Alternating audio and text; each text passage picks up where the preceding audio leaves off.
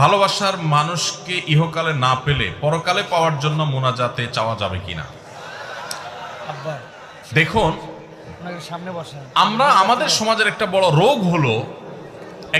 রোগ হলো আমরা অনেকে মনে করি যে আখিরাত, কবর, পরজগৎ, পরকাল এগুলো বোধহয় কোনো পিকনিক স্পট টাইপের কিছু।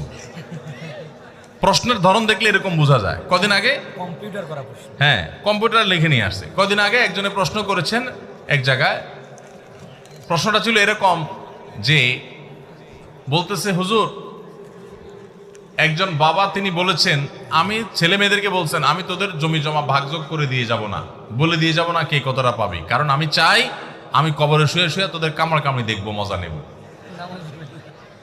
তো আমি প্রশ্ন উত্তরে বললাম, যেই চাচা এই কথা বলছেন, যে বাপ এই কথা বলছেন, এই বাপও ঠিক এরকম। উনি মনে করছেন কবরটা বোধহয় কোনো রেস্তোরাঁ টাইপ কিছু মনে হয়, এটা বোধহয় খুব পিকনিক স্পট টাইপ কিছু, এটা মজা নেবেন তিনি, দোলের উপরে থাকবেন সেই চিন্তা নাই, উনি ওখানে বসে বসে মজা দেখার চিন্তা করতেছেন।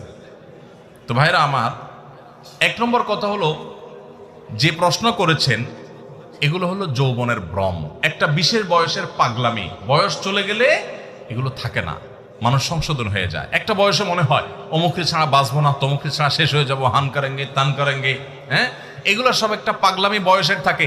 এই বয়সটা যখন চলে যাবে, পরিণত বয়স হবেন, তখন নিজের আফসুস হবে। এখন মনে যত পাগলামি হয় এগুলো একটা ডায়েরিতে লিখে রাখবেন। একটা ডায়েরি নেবেন, একটা কলম নেবেন, নিয়ে এগুলো শুধু লিখে রাখবেন, এবং এই ডায়েরি কাউকে দেখতে দিবেন না। যখন পরিণত বয়স হয়ে যাবে, 40 পার হয়ে যাবে, তখন এই ডায়েরি খুলে দেখবেন আর লজ্জায় লাল হয়ে যাবেন যে আমি এত পাগল ছাগল ছিলাম, এত বেকুব ছিলাম, আমি বুদ্ধিশুদ্ধি আমার মাথায় এত কম ছিল। এগুলো হলো বয়সের পাগলামি। যুবক ভাইয়েরা, এই বয়সের পাগলামিকে ওভারকাম করা, এটাকে কন্ট্রোল করতে পারা, এটাই তো ইমানদার যুবকের সার্থকতা, এটাই তো ইমানদার যুবকের চ্যালেঞ্জের জায়গা, যে আমি এটাকে ওভারকাম করতে পারবো। আমি ঢিলা যুবক হব না, যে যেখানে ভালো লাগা ওখানে কাইত হয়ে গেলাম, চিত হয়ে গেলাম, পড়ে গেলাম, মরে গেলাম, শেষ হয়ে গেলাম। এটা তো ঢিলা যুবকের কাজ। আর টাইট যুবকের কাজ, আত্মনিয়ন্ত্রণকারী যুবকের কাজ, আত্মশাসনকারী যুবকের কাজ, নিজের প্রতি নিজের কন্ট্রোলিং পাওয়ার আছে, সেই রকম মুসলিম যুবকের কাজ হলো যে ভালো লাগলে আমি সেখানে কাত হয়ে যাব না।